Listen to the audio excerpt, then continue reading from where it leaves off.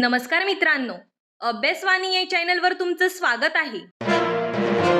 अभ्यासवाणी रोज अभ्यास रोज प्रगती. आज आपण भारतीय राज्यघटनेच्या निर्मितीशी संबंधित अतिशय महत्त्वाचे वन लाइनर प्रश्न पाहणार आहोत. एमपीएससी तसेच इतर सर्व स्पर्धा परीक्षांमध्ये या विषयावर वारंवार प्रश्न विचारले जातात. म्हणून व्हिडिओ शेवटपर्यंत नक्की पहा आणि प्रत्येक प्रश्नानंतर उत्तर स्वतः देण्याचा प्रयत्न करा. चला तर मग सुरुवात करूया. प्रश्न क्रमांक 1. मुस्लिम लीगने 1940 ची ऑगस्ट ऑफर का स्वीकारली होती? कारण स्वतंत्र पाकिस्तानचे अप्रत्यक्ष आश्वासन होते.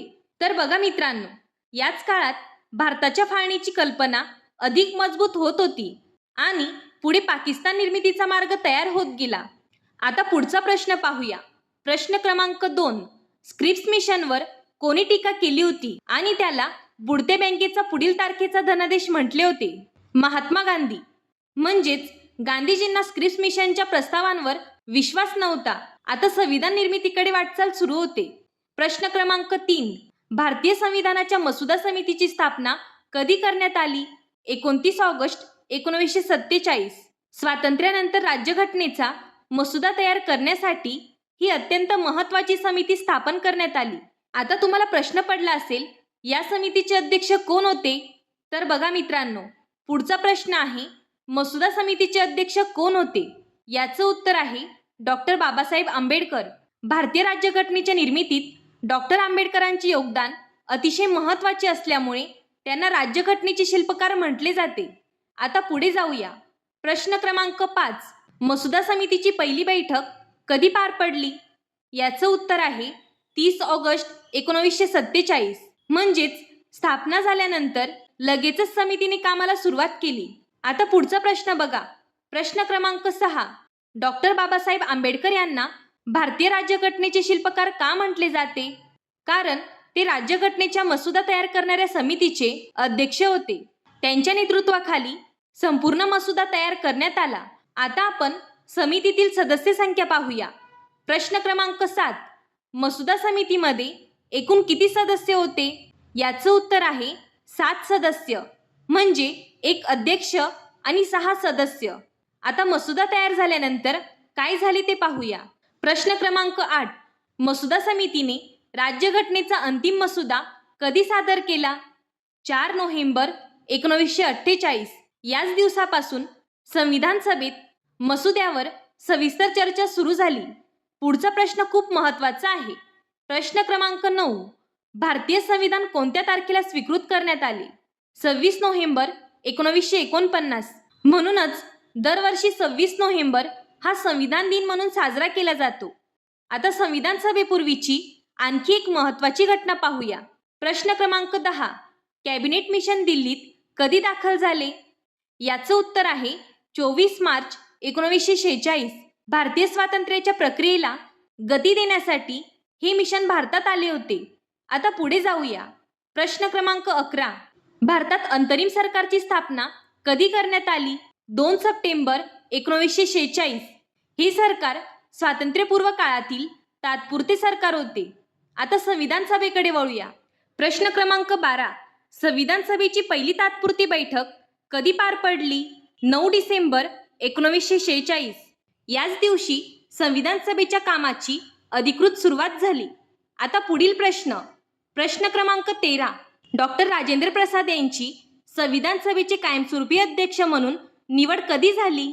याचं उत्तर आहे 11 डिसेंबर 1946. पुढे ते स्वतंत्र भारताचे पहिले राष्ट्रपती देखील झाले. आता आणखी एक महत्त्वाचा टप्पा पाहूया.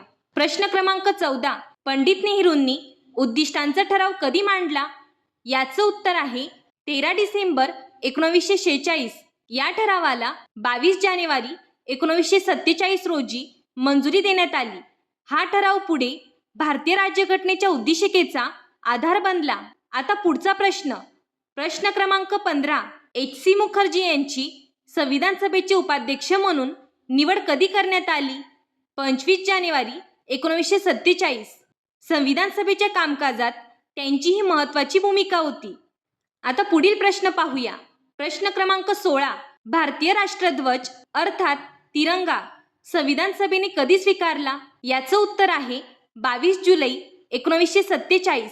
तर बघा मित्रांनो, स्वातंत्र्य मिळण्यापूर्वीच भारतीय राष्ट्रध्वजाला अधिकृत मान्यता देण्यात आली होती. आता स्वातंत्र्यानंतरच्या आणखी एका महत्त्वाच्या निर्णयाकडे वळूया. प्रश्न क्रमांक 17. भारताने राष्ट्रकुलाच्या सदस्यत्वाला अनुमोदन कधी केले? मे 1949. तर बघा मित्रांनो, भारत प्रजासत्ताक राष्ट्र बनण्याच्या मार्गावर असतानाच राष्ट्रकुलाशी संबंध कायम ठेवण्याचा हा महत्त्वाचा निर्णय घेण्यात आला होता.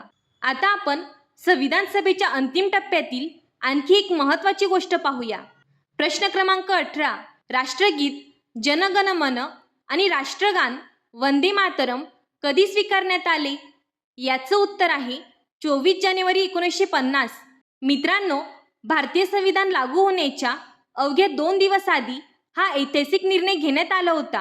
24 जानेवारी 1950 रोजी जन गण मन हे राष्ट्रगीत म्हणून आणि वंदे मातरमला राष्ट्रीय गान म्हणून मान्यता देण्यात आली.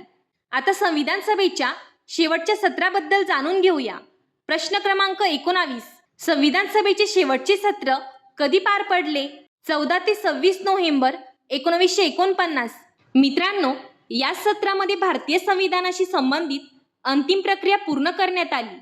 या सत्रानंतर भारत प्रजासत्ताक राष्ट्र होण्याच्या दिशेने निर्णायक पाऊल टाकले गेले. आणि आता आजचा शेवटचा प्रश्न, प्रश्न क्रमांक 20. भारतीय संविधान अंमलात कधी आले? याचं उत्तर आहे 26 जानेवारी 1950. मित्रांनो, 26 नोव्हेंबर 1949 रोजी संविधान स्वीकारण्यात आले होते. मात्र ते पूर्णपणे लागू 26 जानेवारी 1950 रोजी करण्यात आले. याच दिवसापासून भारत अधिकृतपणे सार्वभौम, लोकशाही आणि प्रजासत्ताक राष्ट्र बनला. म्हणूनच दरवर्षी 26 जानेवारी हा दिवस आपण प्रजासत्ताक दिन म्हणून साजरा करतो. तर बघा मित्रांनो, आज आपण भारतीय राज्यघटनेच्या निर्मितीपासून ते संविधान लागू होईपर्यंतच्या संपूर्ण प्रवासातील 20 अतिशय महत्त्वाचे वन लाइनर प्रश्न पाहिले. जर तुम्ही MPSC किंवा इतर कोणत्याही स्पर्धा परीक्षेची तयारी करत असाल तर हे सर्व प्रश्न एकदा नव्हे तर अनेकदा रिव्हिजन करा. व्हिडिओ आवडला असेल तर लाईक करा, मित्रांसोबत शेअर करा आणि अशाच महत्त्वाच्या वन लाइनर सिरीजसाठी चॅनलला सबस्क्राईब करायला विसरू नका. पुढील भागामध्ये आपण भारतीय राज्यघटनेवरील आणखी महत्त्वाचे प्रश्न पाहणार आहोत. धन्यवाद. अभ्यासवाणी रोज अभ्यास रोज प्रगती.